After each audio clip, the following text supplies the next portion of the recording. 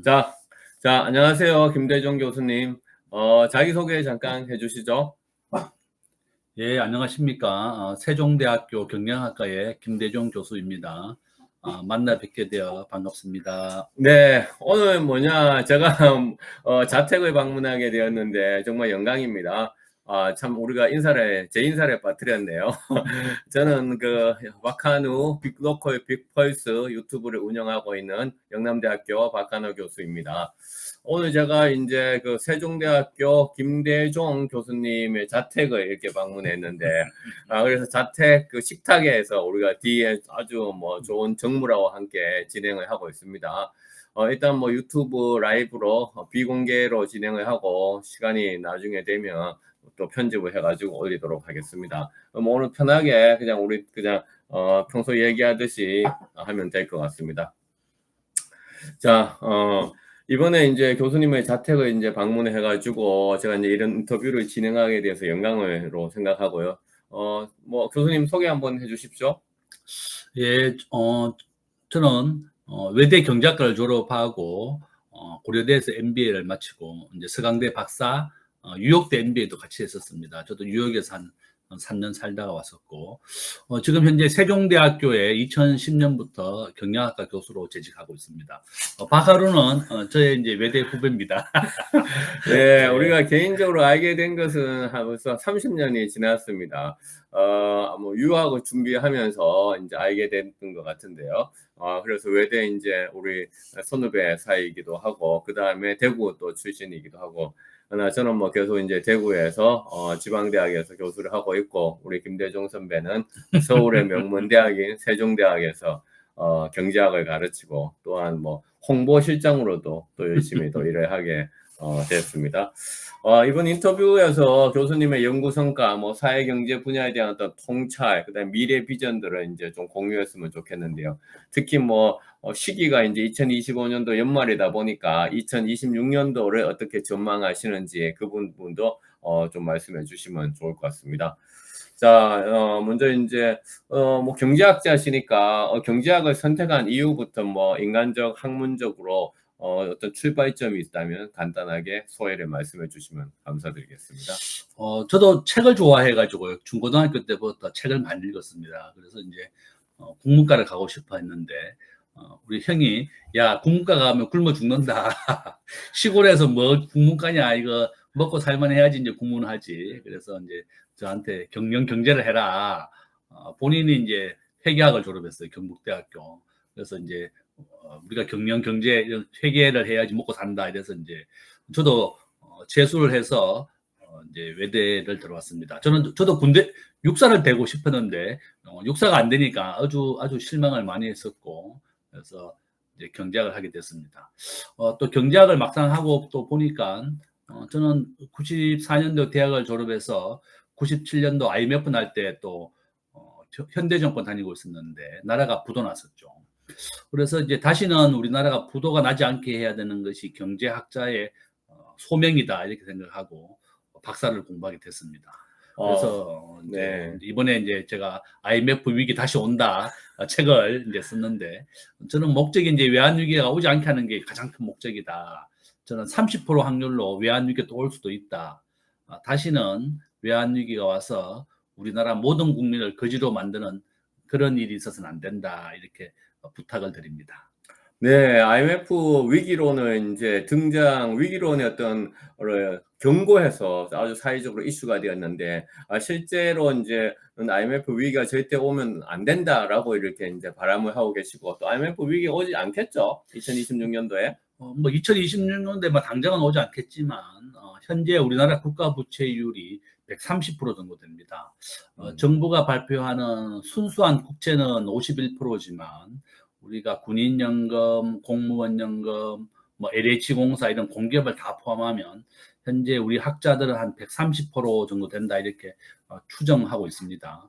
그래서 IMF가 발표하기로는 비기축통화국, 우리나라가 원화가 전 세계에서 결제되는 순위는 40입니다. 세계 꼴찌다 이렇게 보시면 되겠고, 한국은 제조업은 수출액 5위지만 이렇게 GDP는 12. 그렇지만 이렇게 국제금융에서 우리 원화가 결제되는 비중은 0.1%밖에 안 됩니다. 거기에다가 지금 우리 외환 보유가 굉장히 낮습니다. 4,200억 달러 정도밖에 있는데 뭐 한국은행은 많다고 하지만 환율이 가장 좋은 신호입니다. 현재 1,470원까지 왔습니다. 환율이 오르고 있고 우리가 국가 부채율이 130% 정도 되고 미국과 한미 한일 통화 스와프가 없습니다. 미국이 절대 해주지 않은 것도 굉장히 의심스럽습니다. 바로 이런 이유 때문에 환율이 계속 오르고 있고 원달러 환율은 84% 확률로 계속 우상향합니다. 우리가 달러가 결제되는 비중이 계속 올라가기 때문에 환율은 오를 수밖에 없다. 그래서 우리 개인들이 가장 좋은 방법은 주식에 투자할 때는 미국의 90%를 투자해라. 미국의 엔비디아가 1등이고 애플, 그다음에 구글 이런 순서입니다. 그래서 미국의 우량한 주식을 90% 투자하고 10%는 한국의 삼성전자를 사라. 미국의 달러 자산을 투자해놔야만 환율 상승을 방어할 수 있다. 가장 좋고 금을 사셔도 좋습니다. 그죠? 금을 사거나 달러를 보유하는 것도 좋지만 오히려 이제 미국 주식을 사면 미국 나스닥 지수는 매년 35%씩 우상향입니다. 매년. 그러니까 안정적인 걸 원하면 나스닥 지수나 S&P 지수를 사시면 되고 급등하거나 급락하는 걸 좋아한다 이러면 미국의 시가총액 1등 엔비디아, 애플, 마이크로소프트 뭐 이런 거 파망트 기업이라고 부릅니다. 우리가 이런 주식 사시면 환율 상승을 제일 방어하기가 좋다 이렇게 말씀을 드립니다. 네, 환율 말씀하셔가지고, 저도 환율이 1,300원 되었을 때 여행하고 남았던 달러, 외화 통장에 있던 것에, 이 환율 1,300원 이상 오르면 우리나라 망한다 생각해서 바로 매도를 해버렸었는데, 지금 뭐 1,300원은 아주 저점이 돼버린 것 같습니다. 그만큼 한국 경제 지금 환율 때문에 여러 가지로, 우리가 생각할 것이 많은데 좋은 말씀 해줬습니다. 그럼 뭐 단독 주식적으로 제가 하나 또 궁금한 거 하나 여쭤보겠습니다. 그러면 만약 현금 지금 1억이 있다면 어디에다가 투자를 해야 될 것 같습니까? 저는 뭐 집이 없는 사람이라면 제일 빨리 부자 되는 방법은 강남의 아파트 당첨입니다. 지난주에 있었습니다. 잠실의 로얄 아파트라고 거기에 20평 아파트 분양했거든요. 한 15억, 20억 정도 됩니다. 시세 차익이 당첨과 동시에 20억이 남습니다. 12월 달에 서초동에 분양을 합니다. 앞으로 서초동에 계속 분양이 있습니다. 그러면 12월 달에 청약 통장을 활용해서 부자가 되는 게 제일 좋다. 계약금만 일단 넣으면 됩니다. 우리가 서초동에 지금 현재 20평 아파트 분양금 한 20억 정도 됩니다. 정부가 한 4억밖에 대출 안 해주니까 물론 현금 20억 있어야지 청약이 되지만 이렇게 가장 빨리 부자가 되는 방법은 잠실, 서초동, 강남의 아파트 당첨되는 게 당첨과 동시에 20억이 남습니다. 계약금으로 활용하는 게 제일 좋고 두 번째는 내가 그 아파트 계약이라든지 그만큼 현금이 준비 안 돼 있다면 그냥 미국의 시가총액 1등을 하십시오. 시가총액 1등은 지금 엔비디아입니다. 아마 이제 시가총액 1등이 엔비디아를 사라는 게 아니라 시가총액 1등이 가장 안전하다 그 의미입니다. 그래서 아니면 본인이 좀 분산하고 싶으면 엔비디아, 애플, 마이크로소프트, 구글 이 4개가 미국의 빅4입니다. 시가총액 순서인데 이렇게 분산 투자해라. 그래서 지금 현재 우리나라 국민연금 6대3으로 미국 주식의 60%, 30%는 국내 주식에 하고 있습니다. 이렇게 국내 주식만 해서는 절대 부자가 될 수가 없고 한국은 미국처럼 이렇게 주가가 상승하지 않습니다. 미국은 전체 국민의 70%가 주식에 투자하기 때문에 주가를 부양한다. 이렇게 보시면 되겠습니다. 네. 미국 주식에 이제 투자하라는 말씀. 그 미국 주식에 투자하면 환율을 보존할 수 있다라는 말씀. 그다음에 미국인들은 90%의 자산들을 주식에 주로 투자를 하고 있다. 한국하고는 자산 포트폴리오가 다르다라는 말씀을 하고 있는 것 같은데요. 근데 지방에 살고 있는 사람들은 서울의 아파트 당첨이라고 하는 건 아예 불가능한 거잖아요. 주소지 때문에. 뭐 전혀 불가능한 거 아닙니다. 서울에 주소만 2년 있으면 아파트 청약 자격이 있습니다. 그러니까 서울에 살면서도 뭐 자녀가 서울로 공부를 하러 온다든지 또 서울에 출장을 와서 뭐 오피스텔이나 사무실이 있다. 뭐 이러면 주소만 옮겨 놓으면 됩니다. 주소만 있으면 2년 서울에 청약 자격이 생기고 서울의 아파트 가격은 90% 확률로 계속 오릅니다. 물론 대구도 오르지만 서울이 상승 확률이 더 빠르다. 네. 우리나라 전체 인구의 절반이 서울과 수도권에 있고 특히 서울의 한강 이남 아파트가 지금 평균 한 28억, 한 30억 정도 거래가 되고 있습니다. 그래서 한강 이남의 아파트를 분양받는 게 가장 빨리 부자가 되는 것이다. 지금 방송을 대구에서 보고 계시면 자녀가 뭐 서울에 있거나 출장을 다니고 하면 주소를 꼭 옮기시거나 세대 분리를 해서 청약 통장을 만들어 주세요. 우리가 2만 원짜리만 하나 청약 통장 만들면 되고 청약 통장은 15년 이상 넣어야지 만점을 받습니다. 15세부터 인정이 됩니다. 그래서 우리나라에서 부자가 되려면 청약 통장을 활용하는 게 제일 빠르다. 저희 경험입니다. 내가 살고 있는 이 집 청약 통장으로 분양된 겁니다. 예. 그래서 결론은 네. 서울의 아파트를 분양받는 게 제일 빨리 부자가 된다. 뭐 이렇게 말씀을 드립니다. 예, 알겠습니다. 근데 이재명 정부에서 지금 부동산 정책을 강경하게 하고 있음에도 불구하고 지금 잘 먹혀들지 않고 있는데, 그럼 2026년도는 어떨 것으로 지금 전망하세요? 집이 아주 크게 오를 것 같습니다. 지금 현재 정부가 올해 서울에 입주할 물량이 한 3만 가구인데 내년에는 만 세대밖에 입주를 못해요. 앞으로 만 세대밖에 입주 안 합니다. 공급이 절반으로 줄어들게 됩니다. 집은 서울의 집값은 90% 확률로 계속 오른다. 뭐 대구도 오르지만 서울의 그 상승률이 훨씬 좋다. 이렇게 말씀을 드립니다. 네, 일단 뭐 부동산 정책에 상관없이 계속 오를 것이다라고. 그러니까 첫 번째는 미국 주식, 그다음에 두 번째는 서울에 있는 아파트, 특히 이제 강남하고 한강 이남 쪽으로 하라는 그 말씀 잘 들었습니다. 또 실전 투자에서도 지금 현재 이 자택 이 아파트도 청약 통장을 활용해 가지고 6억에 분양받았는데 현 시세가 16억 정도 되니까 청약 통장이 가장 가성비가 좋은 것이다. 지방에 사는 사람들도 그걸 활용하라라는 말씀인데, 그래도 뭐 연구자라든가 학자로서 그럼 좀 약간 윤리적 이슈는 없을까요? 그러니까 이제 저는 우리 학생들한테 부자학을 가르치고 있습니다. 부자가 되라. 유대인들은 부자가 되라고 가르칩니다. 그래서 부자가 되어서 좋은 일을 많이 해라고 이제 유대인들을 가르치고 있습니다. 저 역시도 대구에 살 때 엄청 가난하게 살아가지고 어떻게 하면 내 집을 하나 가질까, 이제 그게 가장 큰 목표였는데 부자가 되기 위해서 재테크책을 한 100권 받습니다. 그래서 재테크책도 많이 쓰고 있고 한 3권 썼습니다. 부자 되는 법, 부자학 이런 거 썼습니다. 그래서 결론은 우리나라에서 조금만 연구하면 청약 통장만 활용하면 제일 좋다. 그래서 오늘 이 방송 보시면 전체 가족에게 다 2만 원짜리 청약 통장 하나 선물하십시오. 그래서 자녀가 이제 15세부터 청약 통장이 인정이 되고 20세가 넘으면 청약을 할 수가 있습니다. 물론 이제 강남이나 송파구, 강동구 이런 데는 한 10억, 지금 제일 작은 게 6억에 분양했습니다. 18평 얼마 전에. 이런 거 당첨되면 6억짜리가 지금 한 15억 정도 하니까 무조건 한강 이남은 당첨과 동시에 10억 남습니다. 그래서 제일 빨리 부자가 될 수 있다. 우리 학생들에게 청약 통장이 과제입니다. 청약 통장 2만 원짜리 하나 만들어 오기. 그래서 이제 그게 제일 빠르고, 저는 어쨌든 유대인들은 부자가 돼서 좋은 일을 많이 하라고 해서 페이스북과 구글이 다 유대인들이 만든 기업입니다. 그래서 저는 이렇게 우리가 좋은 일을 많이 하기 위해서는 최소한 먹고 살아야 된다. 이렇게 또 말씀을 드립니다. 네. 그렇다면 교수님을 움직이게 하는 경제적 철학을 한 문장으로 표현한다면, 뭐 방금 뭐 부자가 되라라는 말도 있었지만 그런 유대인의 또 철학이니까 교수님만의 경제적 철학을 한 문장으로 정리한다면 무엇이 있을까요? 저도 유대인하고 똑같습니다. 부자가 되어서 좋은 일을 많이 해라. 우리가 제가 이제 대구에 살 때 집이 없어가지고 월세에 살았어요. 서울에 와서도 외대 다닐 돈이 없어가지고 고시원 살았어요. 5만 원짜리.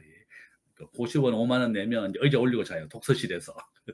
그런데도 한 몇 년 살아봤고, 그러니까 뭐 하숙도 한번 못 해봤습니다. 박한우는 부자라서. 저는 하여간 뭐 그 학교 안에 이제 고시반을 무료로 줘서 한 3년 거기 살고 또 형집에 살고 하숙을 한번 못 해본 게 억울하다. 그래서 참 임대 아파트 한 10년 살았습니다. 서울에서. 야, 그래서 하여간에 월 1,000만 원에 10만 원짜리 임대 아파트 한 10년 살다가 아파트를 분양받았습니다. 그래서 결론은 우리가 최소한으로 이제 먹고 살아야지 좋은 일을 많이 할 수가 있다. 그래서 어떻게 하면 경제학과잖아요, 제가. 그러니까 이제 경제적으로도 좀 잘 살아야지 남을 가르칠 수가 있다. 그런 차원에서 제 부자 트렌드 책이 5,000원밖에 안 합니다. 전자책. 일부러 제가 5,000원 했습니다. 그래서 저의 모든 책은 5,000원입니다. 그래서 5,000원짜리 부자 트렌드라든지 외환위기 다시 오는가 다 5,000원에 팝니다. 그래서 한번 읽어보시면 커피 한 잔 드시지 마시고 읽어보셔라. 부자가 될 수 있다. 이렇게 말씀드립니다. 네, 뭐 약간 시청자분들을 위해 가지고 정정 방송을 하면 저는 뭐 부자로 살아오지 않았습니다. 저도 학교 앞에서 우리 이모님에서 사촌 동생과 함께 방을 얻었으면서 대학 생활을 했고 지금까지 상당히 여러 가지 힘든 형편을 극복하면서 그래서 이제 살고 있는데 뭐 여하튼 뭐 저보다 더 어렵던 그런 생활이었지 않을까 저도 그렇게 생각을 하면서 그렇다면 한국의 어떤 이러한 잠재적인 어떤 빈부격차 극복하기 위해서는 좀 잠재적인 아니죠. 사실은 벌써 빈부격차가 서울하고 지방이 더 이상 뭐 따라갈 수 없을 정도로 자산 격차가 낮지 않습니까? 이런 격차, 빈부격차를 줄이기 위해서는 그럼 어떻게 해야 될까요? 누구나 다 부자가 되고 싶지만은 누구나 다 부자가 될 수는 없잖아요. 예. 그래서 저도 이제 첫 번째는 우리나라가 전 세계적으로 빈부격차 아주 심한 나라는 아닙니다. 다만 이제 그 격차가 벌어지는 속도가 좀 빠를 뿐이고 전 세계 가장 빈부격차가 심한 나라는 뭐 인도, 중국, 브라질 이런 순서고 우리나라는 상위 10%와 하위 10%의 빈부격차가 한 5배 정도 납니다. 중국과 인도가 한 100배, 미국이 한 30배 정도 차이 납니다. 우리 경제학에서는 빈부격차 순위는 우리나라가 그래도 뭐 그런 나라보다는 심하지 않고 미국보다 우리는 훨씬 당연히 낮다. 그래서 저는 우리 대한민국은 대학 진학률 세계 1등이죠. 한 70% 정도 대학을 가고 있고 또한 우리가 빈부격차 아까 5배 정도 제가 차이 난다고 말씀드렸죠. 그래서 저는 그러니까 공부하는 거, 교육이 제일 큰 도움이 됐었고 저는 뭐 어쨌든 제가 부모님이 이제 저한테 대구에 공부하지 않고 내가 저 혼자만 이제 서울에 대학을 유학 갔는데 외대로 어쨌든 뭐 제가 하고 싶다니까 시켜준 게 있어서 너무 감사하다. 그래서 저희 아버지는 노동했어요. 노가다라고 하죠. 집 짓는 일에 가서 이제 노동을 해서 저를 대학을 보냈습니다. 그래서 우리 아버지 엄마가 하는 말이 야, 비 오는 날 아버지는 일을 못 갔습니다. 비가 오면 노동을 못 하니까. 그래서 비 와도 일을 할 수 있는 직장을 좀 다녀라. 그래서 이제 저도 대학을 졸업하고 뭐 정권회사부터 해서 언론사 뭐 국회 보좌관도 한 10년 했습니다. 그래서 다양한 직업을 가졌었는데 결론은 앞에서 제가 말씀드린 것처럼 청약 통장을 가입하는 것. 오늘 이 방송을 보면 전체 가족이 다 2만 원짜리 청약 통장 한 개씩 만들어 주시고 우리나라는 300만 원이 있으면 청약 자격이 생깁니다. 그죠? 뭐 이렇게 하고 서울에서는 계속 아파트 분양합니다. 그래서 요 한강 이남에 있는 아파트 서초, 강남, 송파구, 강동구, 하남 한강 이남은 분양과 동시에 10억에서 20억 차익이 바로 남습니다. 지금 의무거주 3년입니다. 의무거주 2년, 3년 하지만 분명히 차익이 2배 이상 남기 때문에 가장 빨리 부자가 되는 방법이고 근데 이런 걸 모르니까 이제 사람들은 그냥 직장만 열심히 다닌다 이렇게 보고 있는데 직장만 절대 열심히 다녀서는 부자가 될 수 없다. 이렇게 부자가 되기 위해서 우리가 노력해야 되고 배워야 된다. 그렇게 말씀을 드립니다. 네, 빈부격차를 극복하는 방법은 학습해야 된다라는 학습의 중요성을 말씀해 주시는 것 같아요. 그러니까 학습을 통해 가지고 그러니까 지식을 습득하고 그다음에 그 지식을 다시 실행할 수 있는 그러한 자기만의 어떤 의지와 그다음에 결심이 필요하다라고 제가 좀 이해를 할 수 있을 것 같습니다. 네, 오늘 우리 김대중 교수님의 어떤 경제학자로서 그다음에 실무 또 경제에 대한 어떤 비평 혹은 그런 측면에서 말씀을 이제 들었는데요. 마지막으로 이제 2026년을 우리가 미리 보다라는 이러한 키워드를 조금 이제 갖고 와가지고 그렇다면 그 2026년도에도 지금까지 말씀하신 걸 보면 이제 미국 주식 투자라든가 한강 이남의 아파트, 그다음에 그 부자 읽기라든가 이런 부자가 되는 공부, 학습을 게으르지 하지 말아야 된다라는 말씀을 이제 세 가지의 키워드로 정리할 수 있을 것 같고요. 마지막으로 우리가 얘기한다면 이런 AI 디지털 시대에 그러면 이 경제 어떻게 바라보시는지, 특히 2026년도에 그 부분 잠깐 뭐 말씀해 주시면 좋을 것 같습니다. 저는 이제 트럼프 대통령의 이제 고관세 정책이 지금 미국의 물가를 많이 올렸기 때문에 1기 때도 한 30%만 시행이 되고 70%는 좀 완화가 됐습니다. 저는 2기 때도 이런 고관세 정책이 계속되지 않을 것이다 이렇게 보고 있습니다. 미국의 계속 될 것이다라고 좀 내릴 거라고 좀 아, 봅니다. 예, 예. 아마 이제 고관세 정책을 하다가 미국의 물가를 계속 올리게 되니까 이제 고관세는 철폐할 것이다. 한 30% 정도만 시행이 됐습니다. 1기 때도. 2기 때도 마찬가지다. 저는 그렇게 보고 있으니까 이제 고관세를 좀 낮출 것이다. 이렇게 보고 있습니다. 두 번째는 미국의 지금 현재 기준금리가 4.0%고 한국은 2.5%입니다. 지금 현재 미국에 제가 1월 달에 출장 갔더니 미국 국민들 은행 대출 금리가 8%입니다. 우리나라가 6%니까 우리보다 더 높은 금리를 쓰고 있고 뉴욕에 지금 방 한 칸이 한 350만 원 정도 합니다. 그 정도로 미국 사람들은 월급의 절반 정도가 집세로 나가거나 월세로 나가거나 은행 이자로 나갑니다. 그 정도로 이제 부담이 많습니다. 한 40에서 50% 정도 된다 이렇게 보시면 되겠습니다. 결론은 미국은 앞으로 트럼프 대통령이 기준금리를 매년 1%씩 내립니다. 내년에는 저는 3.0, 2.0, 1.0 앞으로 계속 내릴 것이다. 그러면 반대로 주식과 부동산은 반대로 오르게 되어 있습니다. 이것을 상관관계라고 부르는데 그러면 미국이 내리면 한국도 내리게 되어 있고 지금 우리나라는 2.5%에서 멈춰 있지만 저는 소폭 내릴 것이다 이렇게 보고 있습니다. 2026년에는 경제 성장률을 지금 현재 2.2% 정도 예상하고 있습니다. 2025년도 1%입니다. 내년에는 훨씬 좋아진다. 이제 바닥을 다지고 올라간다 이렇게 보고 있고요. 저는 뭐 우리나라의 지금 온라인 쇼핑이 52%를 차지하고 있는데 저는 앞으로 80%까지 증가할 것이다 이렇게 보고 있습니다. 이런 온라인 비중이 증가한다든지 또는 구독 경제. 제가 이제 구독 경제라고 하는 것은 쿠팡에 우리가 매달 8,000원 내는 사람이 한 1,400만 명 정도 됩니다. 제가 노무사 세무사 하는 사람을 한 명 만났더니 이 사람 한 달에 10,000원만 기장료를 받습니다. 2만 개의 기업을 거래합니다. 한 달에 2억씩 들어오는 겁니다. 그 노무사나 세무사나 자영업을 한다 이러면 딱 고정 90% 할인된 가격으로 구독 경제를 하는 것. 또 식당 하시는 분도 한 명 만났더니 밥값에 30% 할인을 해서 20장씩 식권을 매달 파는 겁니다. 점심을. 30% 할인하고 90% 할인을 해서 고객을 잡아야 된다. 우리가 락인 효과라고 부르는데 이와 같이 파격적인 할인, 구독 경제를 잠재 고객 확보 이것이 가장 중요하다. 지금 뭐 굉장히 불황은 어느 시대나 한 번도 어렵지 않았던 시대는 없습니다. 항상 어렵다, 뭐 불경기다 이런 얘기합니다. 저는 이런 불경기를 타개하기 위해서는 지금 재래시장의 상인들도 50% 이상이 다 온라인에 물건을 팔고 있습니다. 쿠팡이나 네이버에서 물건을 팝니다. 이같이 온라인 비중, 구독 경제, 스마트폰을 활용해서 물건을 파는 시대다. 이렇게 통해서 위기를 극복하자. 이렇게 말씀을 드립니다.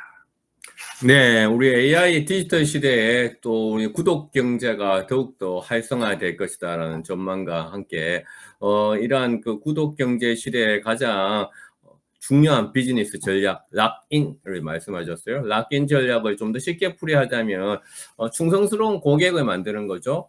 더 뭐 시체말로 얘기한다면 단골을 만드는 겁니다. 그래서 단골을 많이 만들어서 박리담회 하면 그것이 훨씬 더 효과적이다. 그 다음에 디지털 기술이 이러한 박리담회를 통한 단골 만들기를 하는데 디지털 기술은 큰 역할을 하고 있고 또한 디지털 기술이 이용을 하면 이런 충성스러운 고객들을 한거 커뮤니케이션 하는데도 아주 수월할 것이다 라는 말씀 해주셨습니다.